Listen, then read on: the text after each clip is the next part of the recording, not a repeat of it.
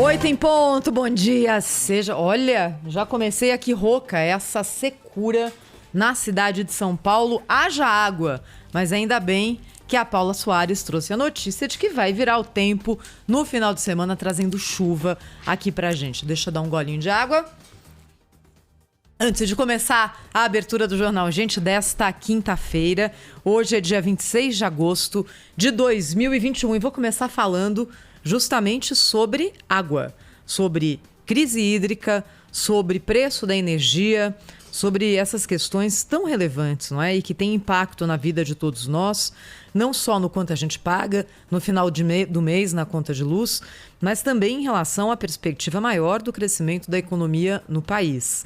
Sabemos que qualquer oscilação, qualquer possibilidade de quebra de racionamento, de pico que leva a apagão, traz consequências ruins para o país, para a economia, e não é isso que nós queremos.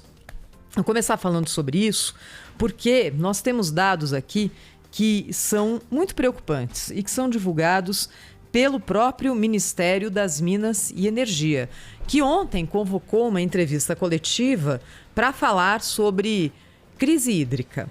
O ministro das Minas e Energia já havia convocado e depois desconvocado uma rede nacional na segunda-feira para falar sobre isso.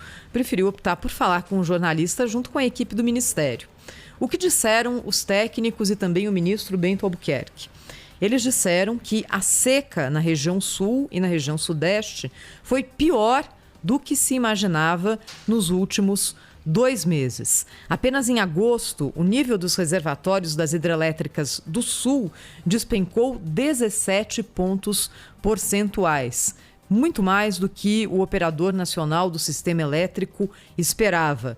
Segundo o diretor-geral do ONS, Luiz Carlos Chiocchi, a situação hoje é crítica no Sul e é por isso que a geração de energia do Nordeste será mais demandada a partir de agora. Ele também disse o seguinte: o problema é que tanto julho quanto agosto as afluências foram muito menores do que a gente tinha por expectativa. Então nós entramos esse período seco já com a informação de que a seca que aflige o Brasil nesse momento é a pior dos últimos quase 100 anos. E dentro dessa pior seca há ainda um agravamento de uma expectativa de chuva nesses 2 meses e essas chuvas não vieram. Ontem também o ministro Bento Albuquerque foi muito claro ao falar da gravidade da situação. Mas tem uma palavrinha que ninguém quer usar. Nem o ministro. Ele disse isso aqui na entrevista coletiva. Não trabalhamos com hipótese de racionamento. Isso tem que ficar muito claro. E é claro que é uma declaração que conforta, porque o ministro está vindo a público e dizendo não vai haver racionamento. Mas se não vai haver racionamento, o que é que vai haver?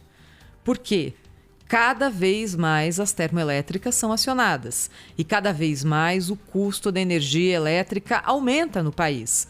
Nós já percebemos na conta de luz de todos nós aqui consumidores o que aconteceu com a última fatura que chegou.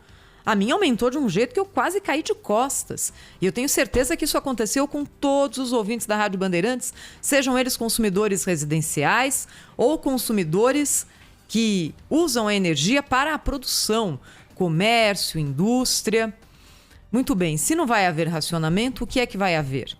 Eu queria repetir aqui na abertura do Jornal Gente o que nos disse ontem o professor Antônio Delfim Neto, economista, nosso consultor, e uma pessoa que conhece profundamente a economia do Brasil, o nosso sistema elétrico, o nosso sistema hídrico e que desde longe já viu esse filme se repetir.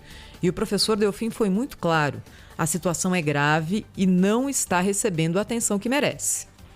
Pedro, aqui a coisa é complicada. Nós estamos numa crise hídrica, talvez a maior de um século. A situação é realmente séria. A água tem desaparecido. Esse é um processo com consequências graves. Você vai ver o efeito na agricultura agora. Bem, se a gente disser que o ministro Bento Albuquerque não anunciou nada ontem, eu estaria mentindo. Ele anunciou que vai criar um programa de redução voluntária do consumo de energia em prédios diretos da administração pública e que quem descumprir essa meta de redução vai ter que explicar por que não reduziu. Ou seja, um nada, tanto em consequências quanto tanto em reflexo para a crise hídrica como em consequência para quem não cumprir. É para inglês ver para se dizer que está se fazendo alguma coisa. E anunciou que vai haver um plano a partir de setembro, sem detalhá-lo, de incentivo aos consumidores que conseguirem reduzir o seu consumo de energia mensal. Isso é interessante. Agora, dessa forma como foi colocada, é um protocolo de intenções. Onde estão as regras? Quais vão ser as tarifas? Qual é a meta de redução de consumo? Quem pode participar? Como vai ser implementado? Esse é o principal e isso ainda não foi anunciado. Ele diz que começa em setembro, mas a gente já está em 26 de agosto. E se isso for de fato implementado, fica a pergunta: por que não foi implementado lá atrás? Quando soubemos, ainda no primeiro semestre, em meados do primeiro semestre, que a situação seria crítica em relação a chuvas, a nível dos reservatórios e a custo de energia. Por quê? Me parece, só me parece, que estão preparando de novo aqui o clima e as nossas mentes e os nossos corações para mais uma facada e mais um reajuste na conta de luz de todos os meses. Saberemos rapidinho até o final da semana.